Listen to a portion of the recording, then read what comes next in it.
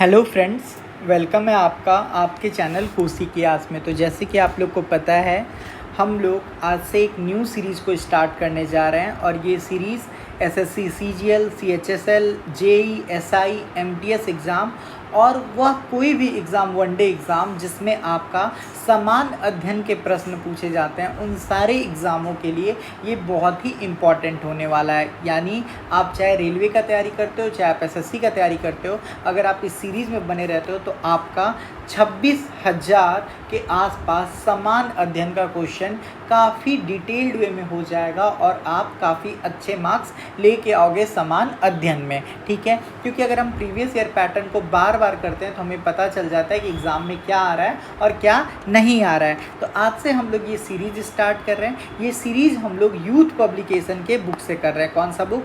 Youth publication के book से कर रहे हैं। चाहे आप स्टेट के एग्ज़ाम देते हो, चाहे बीपीएससी देते हो, यूपी के किसी भी एग्ज़ाम देते हो, तो आपका हिस्ट्री अलग नहीं होता है। बस किसी में थोड़ा ऊपर ऊपर पूछ लिया जाता है, किसी में थोड़ा डेप्थ में पूछा जाता है। तो हम लोग इस बुक को पूरा कंप्लीट करेंगे। ये एसएससी, रेलवे, बीपीएससी हर एक एग्ज़ाम के लिए इम्पॉर्टेंट होने वाला है, जिस भी एग्ज़ाम में समान अध्ययन पूछा जाता है। आज हम लोग 1 से 47 क्वेश्चन करेंगे और हम लोग समान अध्ययन में हिस्ट्री से स्टार्ट कर रहे हैं और हिस्ट्री में भी आधुनिक इतिहास से। क्यों? क्योंकि हमारे एग्ज़ाम में सबसे ज़्यादा जो प्रश्न बनता है वो आपका आधुनिक इतिहास से ही बनता है। ये देख लीजिए, ये आपका यूथ पब्लिकेशन का बुक है। ठीक है, देखिए मैं आपको कैसे कैसे करवाऊंगा। ये आपका क्या हो गया? एंशिएंट हिस्ट्री हो गया, ये आपका मेडाइवल हो गया और यहाँ से फिर आपका मॉडर्न हिस्ट्री शुरू होता है। तो सबसे पहले मैं आपको क्या करूँगा, तो सबसे पहले मैं ये पूरा का पूरा मॉडर्न हिस्ट्री का जितना क्वेश्चन है ये कंप्लीट करवाऊँगा। फिर आपको मेडाइवल, फिर आपको एंशिएंट, फिर इसी टाइप से आपका पॉलिटी करवाऊँगा, फिर इसी टाइप से आपका ज्योग्राफी करवाऊँगा, इसी टाइप से फिर आपका साइंस करवाऊँगा, इकोनॉमी करवाऊँगा। यानी कंप्लीट ये बुक मैं करवा दूँगा ताकि आप 26,000 के आसपास क्वेश्चन आपका कंप्लीट हो जाए। अगर आप इस वीडियो में बने रहते हो तो आपका इतने अच्छे से समान अध्ययन हो जाएगा कि आपको पता भी नहीं चलेगा। आप देख सकते हो कि इस बुक में 1300 के अराउंड क्वेश्चन किससे पूछा गया है? समान इतिहास से पूछा गया है और इतिहास में भी अगर हम बात करें तो लगभग 700 के आसपास क्वेश्चन जो है ये आपका मॉडर्न हिस्ट्री से पूछा गया है 1300 में। यानी आधा से अधिक जो क्वेश्चन है वो आपका किससे है? मॉडर्न हिस्ट्री से है। तो इसी वजह से मैं आप लोगों को मॉडर्न हिस्ट्री से पढ़ाने जा रहा हूँ। तो आइए दोस्तों, हम लोग मॉडर्न हिस्ट्री से स्टार्ट करते हैं और हम लोग इस वीडियो को तय टाइम पे कंप्लीट करेंगे। एक भी क्वेश्चन मैं नहीं छोड़ूंगा, एक एक सिंगल क्वेश्चन मैं आपको बताऊंगा और कोशिश रहेगा कि एक भी सॉल्यूशन मैं आपको गलत ना करवाऊं, क्योंकि इस बुक में बहुत ही आंसर गलत दिया हुआ है। बाई चांस, बाई मिस्टेक अगर मेरे से कोई क्वेश्चन गलत हो जाता है तो आप कमेंट कर देना ताकि मैं उसके लिए सुधार कर लूँ। क्योंकि यूथ पब्लिकेशन का बुक काफ़ी अच्छा है, इससे बेहतरीन बुक मार्केट में नहीं है, लेकिन इसके आंसर बहुत ही ज़्यादा गलत होते हैं। तो इस बात को भी हम लोग को जरूर ध्यान में रखना है। तो आइए दोस्तों, हम लोग मॉडर्न हिस्ट्री से शुरुआत करते हैं और अगर आपको ये सेशन पसंद आए तो आप कमेंट जरूर करते जाना डेली, ताकि मैं अगर आप लोगों का डेली कमेंट देखूं तो डेली वीडियो बनाऊं ताकि आप लोग का ये वीडियो ये वाला प्लेलिस्ट टाइमली कंप्लीट हो जाए। तो आइए दोस्तों, आज से मॉडर्न हिस्ट्री हम लोग शुरुआत करते हैं और अगर आपको सेशन पसंद आए तो सेशन को आप लोग लाइक और कमेंट जरूर कर दीजिएगा। ठीक है, चलिए पहला क्वेश्चन कह रहा है कि गोवा की लड़ाई किस वर्ष में लड़ी गई थी। देखो दोस्तों, जो गोवा का लड़ाई है ना, ये आपका 1510 ईस्वी में ये लड़ा गया था। पुर्तगीज के जो सेकेंड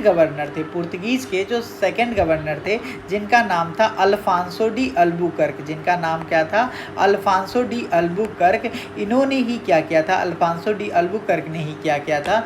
जो आपके गोवा के राजापुर थे, यानी बीजापुर के जो सुल्तान थे यूसुफ आदिल खान। कौन? यूसुफ आदिल खान। इनको क्या किया था? इनसे लड़ाई हुआ था और इनसे लड़ाई करके, इनसे युद्ध करके ही क्या कर लिया था? गोवा को छीन लिया था। तो गोवा को कब छीना गया? 1510 में। किससे छीना गया? तो यूसुफ आदिल खान से। किसने छीना? तो Afonso de Albuquerque. Afonso de Albuquerque थे, तो ये आपके गवर्नर थे। ये बात भी याद रखिएगा। फिर आपसे कह रहा है पुर्तगालियों द्वारा श्रीलंका की खोज किस वर्ष की गई थी। देखो दोस्तों, जो आपका श्रीलंका है ये भारत के दक्षिण में स्थित है। ठीक है, और दक्षिण एशिया में हिंद महासागर का जो उत्तरवर्ती भाग है उधर ही क्या है आपका? तो उधर ही आपका श्रीलंका है, जो आपका एक द्वीपीय देश है। ठीक है, यानी इसलैंड वाला देश है और इसका खोज पुर्तगाली कब किए थे? 1505 में किए थे। ठीक है, फिर आपसे कह रहा है भारत में निम्नलिखित में से कौन सा पुर्तगाली वायसराय था। तो इसका कहानी ये था दोस्तों, मैंने आपको बताया था कि जब भारत में पुर्तगीज आए थे तो भारत में जब पुर्तगीज आए तो 1503 ईस्वी में क्या हुआ ना, इन्होंने कोची में फैक्ट्री लगाई। इन्होंने क्या किया, कोची में फैक्ट्री लगाया। और कोची में फैक्ट्री लगाया तो इनको क्या होने लगा, प्रॉफिट होने लगा। तो इस कंपनी को, इस इंडस्ट्री को कंट्रोल करने के लिए इन्होंने क्या बनाया, इन्होंने गवर्नर बना के भेजा, गवर्नर बना के भेजा। और गवर्नर बना के किसको भेजा, तो याद रखिएगा जो भारत में जो पहले गवर्नर इनके थे वो आए थे 1505 में, जिसका नाम था फ्रांसिस्को डी अल्मोरा। जिनका क्या नाम था, जिनका नाम था Francisco de Almeida, Francisco de Almora. ठीक है, तो देखो राइट ऑप्शन क्या आ जाएगा आपका, ऑप्शन नंबर बी। भारत में निम्नलिखित में से कौन सा पुर्तगाली वॉइसरॉय था, तो फ्रांसिस्को डी अल्मोरा। ठीक है, देखो कह रहा है निम्नलिखित में से किसने वर्ष 1503 में भारत में पहला यूरोपीय किला बनाया। देखो दोस्तों, मैंने आपको ऑलरेडी बताया कि भारत में सबसे पहले आने वाला जो यूरोपीय कंपनी था वो कौन था, तो वो आपका था कौन, पुर्तगीज़ था। वो कौन था आपका, पुर्तगीज़। पुर्तगीज़ के पहले कोई भारत में नहीं आया था। तो राइट ऑप्शन क्या हो जाएगा आपका, पुर्तगाली। राइट ऑप्शन क्या हो जाएगा, पुर्तगाली।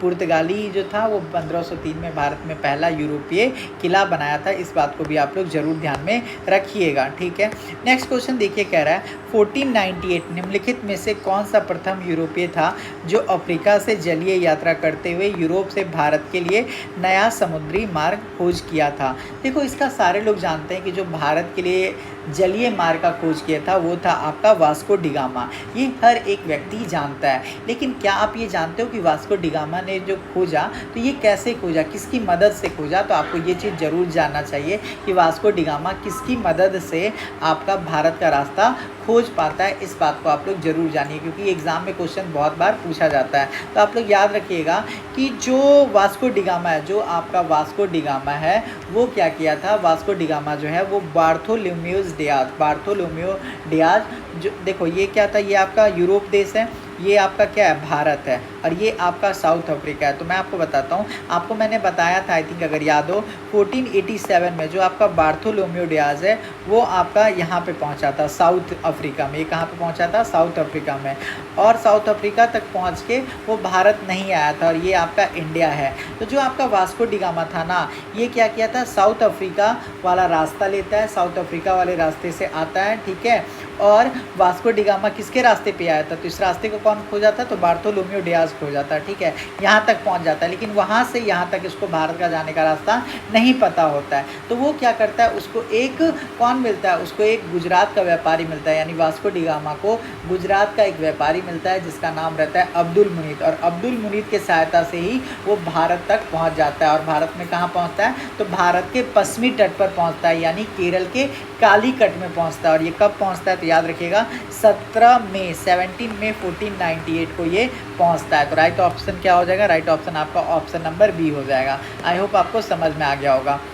देखिए कह रहा है वास्को डिगामा किस वर्ष कालीकट में आया था, तो वास्को डिगामा जो है ये आपका 17 मई 1498 को भारत में आया था। केरल के कालीकट मालावर तट पे ये पहुंचा था। ठीक है, और वहाँ पे उसका जो जमूरियन था, जो वहाँ का राजा था, उसने क्या किया था, भव्य स्वागत किया था। एग्जाम में बहुत बार क्वेश्चन पूछता है पहली बार कब आया, तो पहली बार वो जब आए थे तो वो आपका 1498 में आए थे। इस बात को ध्यान रखिएगा। दूसरी बार कब आए थे, तो दूसरी बार ये 1502 में आए थे। इस बात का भी आप लोग ध्यान में रखिएगा, बहुत बार आपके एग्जाम में पूछा जाता है कि वो कब कब आए थे। ठीक है, तो इस बात का आपको आंसर देना होगा। और अगर आपसे कभी पूछा जाए तीसरी बार कब आए थे, तो 1523 में आए थे। तो इस बात का भी जवाब ध्यान में आप लोग जरूर रखिएगा। देखिए कह रहा है किस खोजकर्ता ने 1498 में भारत के लिए एक समुद्री मार्ग की खोज की थी, तो वास्को डिगामा। अगर आपसे पूछा जाए कि किसकी मदद से, तो आप लोग डायरेक्ट बोल दीजिएगा गुजरात के एक व्यापारी थे जिनका नाम था अब्दुल मुनीद, और उन्हीं के सहायता से 17 मई 1498 को आपका वास्को डिगामा भारत के लिए रास्ता खोज लेता है। और वो केरल के कालीकट तट पर पहुंच जाता है, जहां पे वो राजा जमूरियन से मिलता है और राजा जमूरियन उसका भव्य स्वागत करता है। ठीक है, वास्को डिगामा 1498 में भारत में कहाँ आया था, अभी मैंने आपको बताया वास्को डिगामा 1498 में भारत में केरल के कालीकट, जिसको हम लोग मालावर तट बोलते हैं, वहाँ पे पहुँचा था। और कब पहुँचा था, तो 17 मई 1498, याद रखिएगा ये डेट। ठीक है, फिर आपसे नेक्स्ट क्वेश्चन कह रहा है निम्नलिखित में से कौन सा भारत का पहला पुर्तगाली वॉइसरॉय था। तो देखो 1505 में जो आपका पुर्तगाली वॉइसरॉय था वो था आपका कौन, वो था आपका Afonso de Albuquerque, Francisco de Almeida. Francisco de Almeida जो है ये आपका 1505 में भारत में पुर्तगालियों की तरफ से वॉइसरॉय थे। अल्फांसो डी अल्बुकर्क जो है ये आपके कब बनते हैं, तो 1509 में बनते हैं, 1509 के टाइम पे। तो इस बात को भी आप लोग जरूर ध्यान में रखिएगा। ये जो आपके फ्रांसिस्को डी अल्बुकर्क है ना, इन्होंने ही ब्लू वाटर पॉलिसी को ख़त्म किया था। इन्होंने और क्या किया था, तो इन्होंने बोला था सती प्रथा को बढ़ावा किया था, ठीक है। इन्होंने ही भारत की महिलाओं से शादी करने के लिए पुर्तगीजियों को बोला था। तो ये सारा चीज़ ध्यान में रखिएगा। फ्रांसिस्को डी अल्मोरा अपने आप को क्या बोलता था, ये अपने आप को समुद्र का स्वामी बोलता था। इसने ही ब्लू वाटर पॉलिसी बनाया था, इस बात को भी ध्यान में रखिएगा। अब हम लोग आ चुके हैं किस पे, तो अब हम लोग डच के ऊपर आ चुके हैं, ठीक है। कह रहा है ब्रिटिश सेना और डच सेना के बीच बेदरा का युद्ध कहाँ पे हुआ था। आपसे पूछ रहा है कि जो आपका बेदरा का युद्ध हुआ था ये कहाँ पे हुआ था। तो याद रखिएगा जो आपका बेदरा का युद्ध था ये आपका 1759 में हुआ था। ये कहाँ पे हुआ था, 1759 में आपका बेदरा का युद्ध हुआ था। और इस बेदरा के युद्ध में जो आपके डच हैं उनका अंतिम रूप से भारत में क्या हो गया था, पतन हो गया था। अंतिम रूप से भारत में क्या हो गया था, पतन हो गया था। जो आपके डच हैं वो लोग क्या करते थे, तो जो आपके डच थे वो भारत में पहली बार 1596 में आए थे, यानी पुर्तगीजियों के बाद दूसरे नंबर पे कौन आया था, तो आपका डच आया था। जो डच से जो आने वाला पहला व्यक्ति था उसका नाम क्या था, उसका नाम था वरिंगडे ओस्टे। जो आपका दूसरा व्यक्ति जो आया था, जो पहला व्यक्ति आया था कहाँ से, डच से, तो उसका नाम क्या था, उसका नाम था कॉर्नियल हॉन्टमैन। क्या नाम था, कॉर्नियल हॉन्टमैन वो व्यक्ति है जो प्रथम डच यात्री था जो 1596 में भारत में यात्रा किया था। कि क्या नाम था उसका नाम था कॉर्नियल हॉन्टमैन। ये आपका प्रथम डच यात्री था जो भारत में 1596 में भारत में आया था। इस बात को भी आप लोग जरूर ध्यान में रखिएगा। अगर आपसे पूछा जाए कि जो डच है वो भारत में प्रथम डच फैक्ट्री कब इस्टेब्लिश करती है, तो 1605 में करती है। और उस जगह का क्या नाम था, उस जगह का नाम था मुसलीपट्टनम। क्या नाम था, मुसलीपट्टनम, जो कि आपका आंध्र प्रदेश में पड़ता है, वहीं पे इन्होंने इस्टेब्लिश किया था। जो आपका डच है ये जनरली किस चीज़ के लिए जाने जाते थे, तो वस्त्र को निर्यात करने के लिए, वस्तु बनाने के लिए इनको जाना जाता था। और इनका पतन भारत में कैसे हो गया, तो बेदरा के युद्ध से हो गया। बेदरा का युद्ध कब हुआ था, तो 1759 में हुआ था, याद रखिएगा। और जो डच के वासी हैं वो अभी वर्तमान में नीदरलैंड के वासी हैं। देखो कह रहा है व्यापारिक कंपनियों ने मुगल साम्राज्य के दौरान 1605 में भारत के मछलीपट्टनम में अपने ठिकाने स्थापित किए। ये किसने किया था, तो ये आपका डच हो जाएगा, क्योंकि मैंने आपको बताया क्या कि 1605 ईस्वी में भारत में प्रथम डच फैक्ट्री 1605 में मछलीपट्टनम आंध्र प्रदेश में स्थापित किया गया था। यहाँ पे ये लोग जो उनका सिक्का वगैरह होता था इसको ये ढालते थे, और इसी को आगे चलकर उन्होंने क्या बना दिया था, नागपट्टनम को मुख्यालय बना दिया था। तो अगर आपसे पूछा जाए कि जो मछलीपट्टनम में जो फैक्ट्री इस्टेब्लिश किया गया था कौन हो जाएगा, आपका डच हो जाएगा। इस बात को भी आप लोग जरूर ध्यान में रखिएगा। देखो नेक्स्ट क्वेश्चन कह रहा है कि ईस्ट इंडिया कंपनी की सेना के संबंध में निम्नलिखित में कौन सा युग्म सही नहीं है। ठीक है, आपको बताना है कि ईस्ट इंडिया कंपनी से रिलेटेड इसमें कौन सा चीज़ जो है वो आपका गलत है। ठीक है, देखो आपको क्या कह रहा है, सवार मतलब घुड़सवार, इसका क्या मतलब है, नहीं। मस्कट पैदल सेना के सैनिकों द्वारा इस्तेमाल की जाने वाली भारी बंदूक, बिल्कुल सही बात है। ठीक है, जो आपका मस्कट होता था वो क्या होता था, जो पैदल सैनिक चलते थे उनके द्वारा यूज किए जाने वाला क्या था, एक तरह का भारी बंदूक था। तो ये बिल्कुल सही है। कह रहा है ईस्ट इंडिया कंपनी ने किस वर्ष बंगाल की द्वैत शासन प्रणाली को समाप्त कर दिया। यानी आपसे कह रहा है कि जो ब्रिटिश ईस्ट इंडिया कंपनी था वो बंगाल में क्या लागू था, द्वैत शासन। द्वैत शासन का मतलब ये होता है कि जो आपका टैक्स है, वो टैक्स कौन वसूलेगा, तो ब्रिटिश ईस्ट इंडिया कंपनी वसूलेगी। द्वैत शासन का मतलब हो गया tax British East India company वसूलेगी।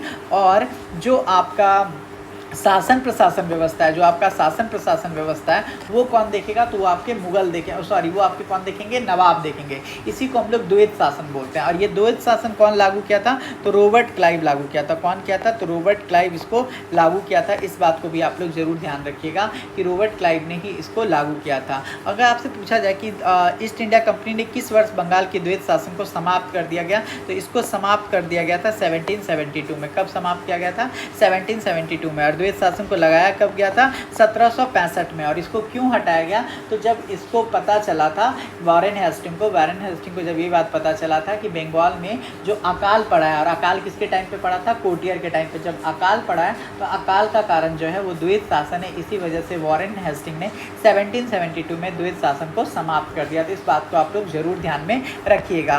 कह रहा है इंग्लिश ईस्ट इंडिया कंपनी ने वर्ष में बंगाल की दीवानी प्राप्त की। जो आपकी English British East India company है, इन्होंने किस टाइम बंगाल में दीवानी प्राप्त की? तो याद रखिएगा 1765, यानी बक्सर का जब युद्ध हो गया था ना, बक्सर के युद्ध होने के बाद उन्होंने क्या किया था? दीवानी प्राप्त की थी। तो इस बात को जरूर आप लोग ध्यान में रखिएगा। और इसको ये जो मिला था, ये कैसे मिला था? तो इलाहाबाद संधि के तहत मिला था। इनको ये जो चीज़ जो मिला था, ये कैसे मिला था?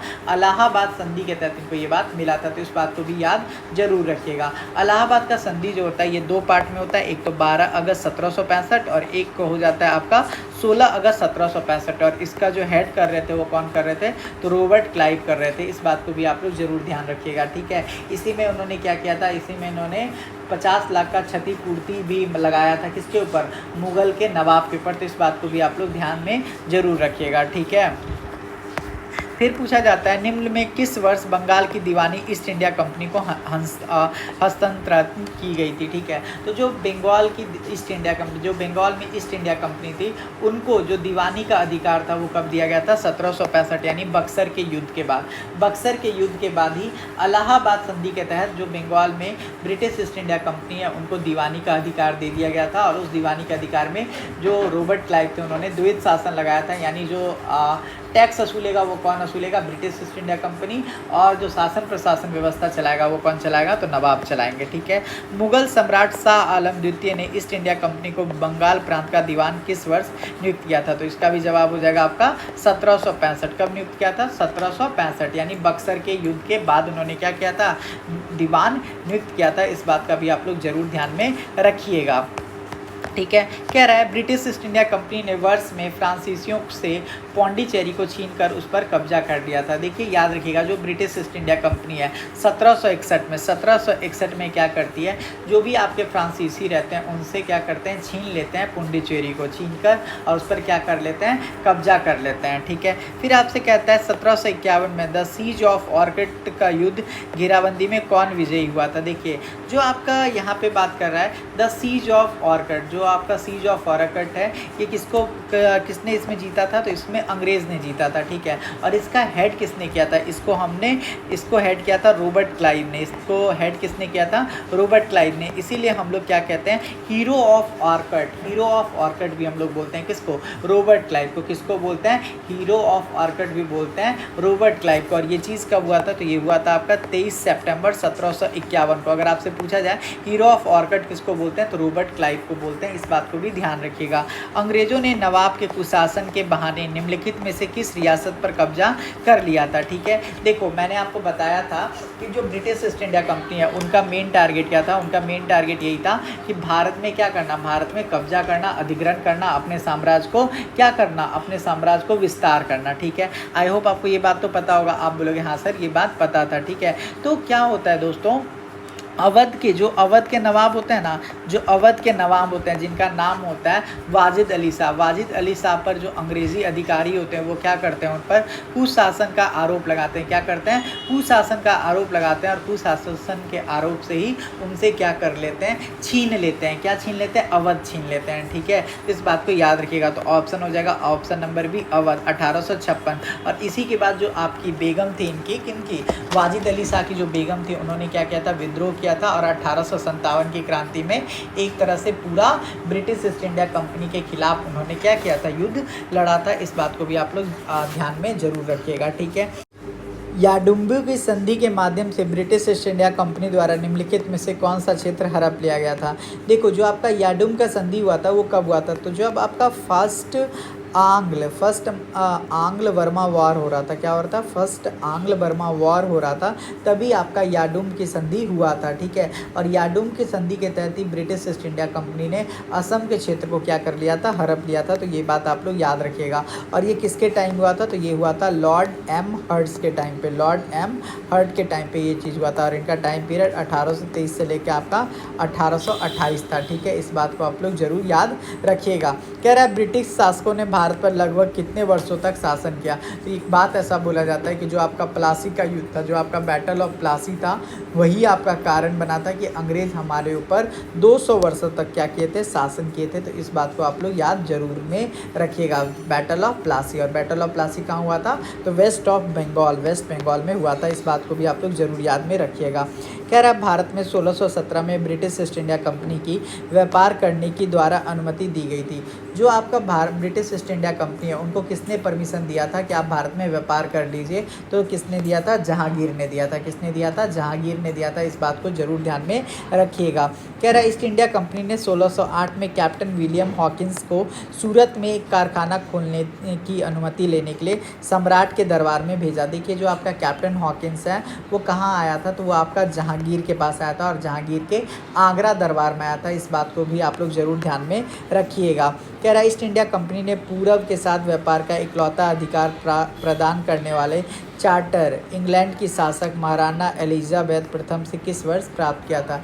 देखिए, जो ब्रिटेन की महारानी है एलिजाबेथ प्रथम, जिन्होंने चार्टर दिया था कि आप जाइए भारत के साथ व्यापार कीजिए, इन्होंने ये कब दिया था? इन्होंने ये 1600 ईस्वी में दिया था। कब दिया था? 1600 ईस्वी में। और कब? 31 दिसंबर 1600 ईस्वी में दिया था। और कितने वर्षों के लिए दिया था कि आप भारत में व्यापार कीजिए? तो 15 वर्षों के लिए। इस बात को भी आप लोग जरूर ध्यान में रखिएगा। किस वर्ष में भारत के प्रशासन को महारानी विक्टोरिया की उद्घोषणा के द्वारा ब्रिटिश सम्राट के हाथों में सौंप दिया गया था? ठीक है, बताइए। तो आप लोग जानते हैं कि जो आपका क्या हुआ था? 1857 का क्रांति हुआ था। तो 1857 की क्रांति के पश्चात अगस्त 1858 में ब्रिटिश संसद द्वारा एक अधिनियम पारित करके ईस्ट इंडिया कंपनी के शासन को क्या कर दिया गया था?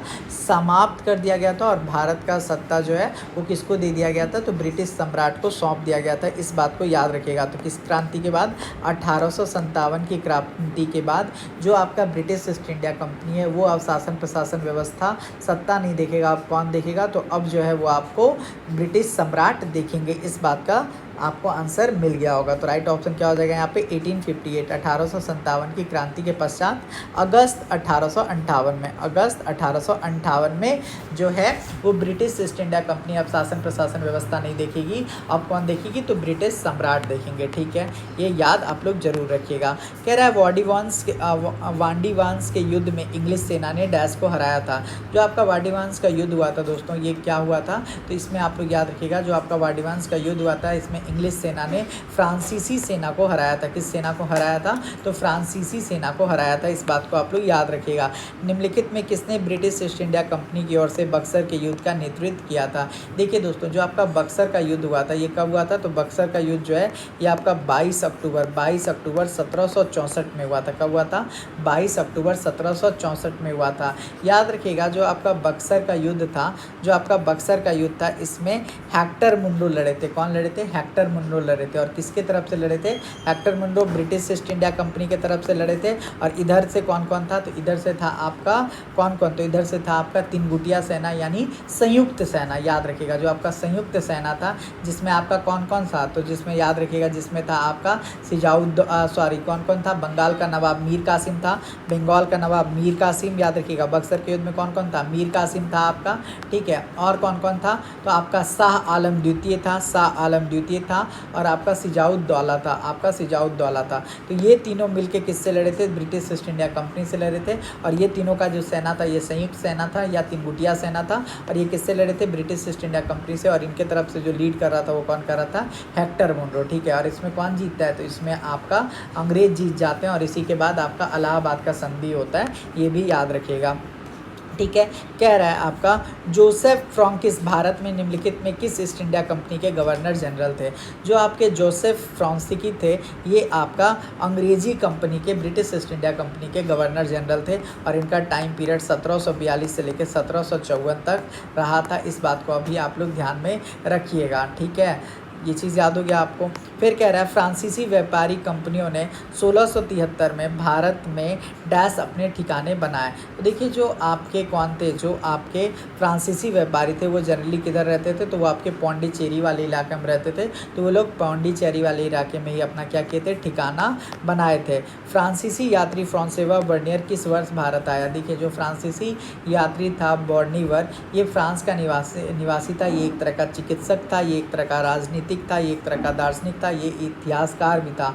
और ये कब आया था भारत, तो ये भारत में 1656 में आया था। कब आया था भारत में, 1656 में आया था। और ये मुगल काल में अवसर को तलाश करने के लिए आया था। किस लिए आया था, अवध काल में, मुगल काल में आया था अवसर को तलाश करने के लिए। इस बात को भी आप लोग जरूर ध्यान में रखिएगा। ठीक है, कह रहा है पहला कर्नाटक युद्ध और के बीच लड़ा गया था। देखिए जो आपका प्रथम कर्नाटक युद्ध है, जो आपका प्रथम कर्नाटक वॉर है, ये किसके किसके बीच लड़ा गया था, तो याद रखिएगा ये आपका ब्रिटिश अंग्रेज के बीच में और आपका फ्रेंच कंपनी के बीच में लड़ा था। जो आपका सेकंड कर्नाटक युद्ध था ये भी किसके किसके बीच में, तो ब्रिटिश और आपका फ्रेंच के बीच में। और जो आपका थर्ड हुआ था ये भी किसके किसके बीच में, तो ये भी आपका अंग्रेज और फ्रेंच के बीच में। यानी प्रथम कर्नाटक युद्ध, द्वितीय कर्नाटक युद्ध और आपका तृतीय कर्नाटक युद्ध किसके बीच में हुआ था, तो अंग्रेज और फ्रांसीसियों के बीच में हुआ था। तो ऑप्शन नंबर 1 हो जाएगा।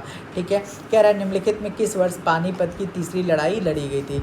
अब बताइए आपका जो पानीपत का लड़ाई है ये कब हुआ था, तो याद रख लेना कभी भी एग्जाम में क्वेश्चन पूछे निम्नलिखित में किस वर्ष पानीपत की तीसरी लड़ाई, कभी भी आपसे तीसरी लड़ाई पूछा जाए तो याद रखिएगा जो आपका तीसरा लड़ाई है ये आपका पानीपत में 1761 को हुआ था। 14 जनवरी 1761 याद रखिएगा, 14 जनवरी 1761 को आपका पानीपत का तीसरा लड़ाई हुआ था। इस बात को आप लोग याद जरूर रखिएगा। ठीक है, इस युद्ध में जो आपका मराठा सेना का नेतृत्व थे वो कौन कर रहे थे, तो सदाशिवराव भाऊ कर रहे थे। कौन कर रहे थे, सदाशिवराव भाऊ कर रहे थे। इस बात को भी आप लोग जरूर ध्यान में रखिएगा।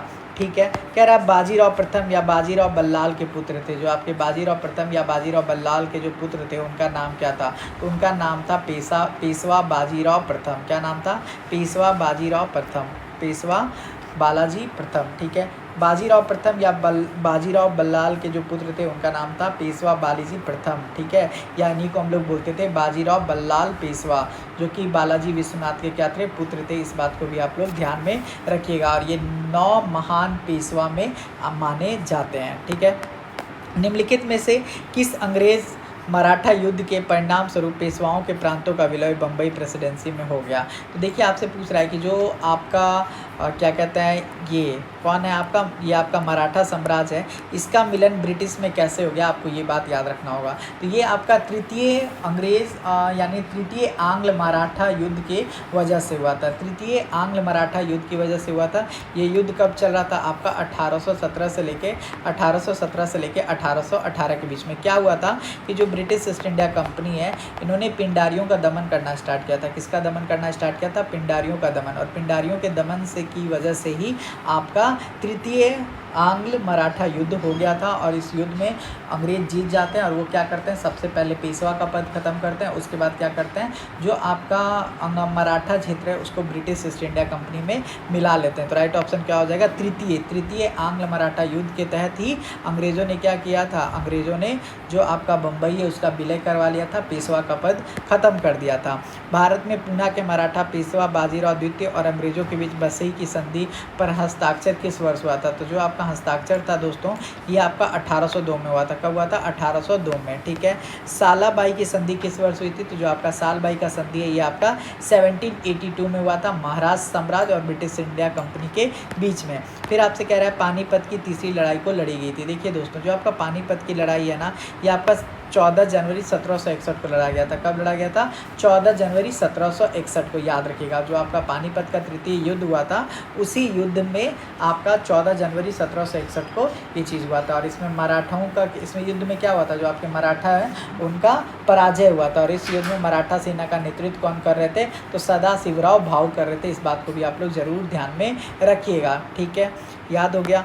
निम्नलिखित में कौन सा युगम मराठाओं की कराधान प्रणाली से संबंधित है। ठीक है, आपको बताना है कि इसमें से कौन सा है जो आपका कराधान प्रणाली से कराधान प्रणाली से संबंधित है, आपको ये जवाब देना है। तो देखिए दोस्तों, जो आपका चौथ और सरदेशमुखी है, ये आपका कराधान प्रणाली से क्या है, संबंधित है। ठीक है, जो आपका चौथ होता है इसका मतलब क्या होता है, इसमें 1/4, चौथ का मतलब होता है 1/4, और आपका सरदेशमुखी मतलब होता है 1/10। ठीक है, तो इस बात को आप लोग याद रखिएगा, ये आपका एक तरह का टैक्स से रिलेटेड है। ठीक है, किसने गुरिल्ला युद्ध के तरीकों की शुरुआत की थी? गुरिल्ला युद्ध की तरीक़ों का शुरुआत करने वाला कौन था? तो ये आपका शिवाजी था। शिवाजी ही क्या किए थे, गुरिल्ला युद्ध के तरीक़ों का स्टार्ट किए थे। ठीक है, याद रखिएगा। और जो आपका गुरिल्ला शब्द है, ये एक तरह का स्पेनिक भाषा है। ठीक है, किस वर्ष शिवाजी को छत्रपति जी का ताज पहनाया गया था? जो आपके शिवाजी हैं उनको कब छत्रपति का ताज पहनाया गया था? तो ये पहनाया गया था 14 जून 1674 में, 14 जून 1674 में। छत्रपति शिवाजी महाराज किस वंश के शासक थे? जो आपके छत्रपति शिवाजी महाराज हैं वो आपके मराठा वंश के शासक थे। ठीक है, याद रखिएगा। और इनका संबंध भोसले वंश से था। किससे था? भोसले वंश से। मराठा साम्राज्य का दूसरा संस्थापक किसे माना जाता है? तो मराठा साम्राज्य का जो दूसरा संस्थापक है, ये आपका बाजीराव फर्स्ट को माना जाता है। किसको माना जाता है? बाजीराव फर्स्ट को माना जाता है। यानी कि सिंपल याद रखिएगा दोस्तों, जब आपके बालाजी विश्वनाथ की मृत्यु हो गई थी तो उसके बाद उनके पुत्र बाजीराव फर्स्ट जो है वो पेशवा बने, और वो क्या थे, एक योग्य नीतिज्ञ और काफ़ी अच्छे सेनापति थे। इस बात को आप लोग जरूर याद में रखिएगा। फिर आपका कह रहा है बाजीराव प्रथम 1720 से लेकर 1740 किस वंश का शासक था? ठीक है, जो आपका बाजीराव प्रथम है ये किस वंश का शासक था? तो अभी बताया था, ये आपका एक तरह का पेशवा था।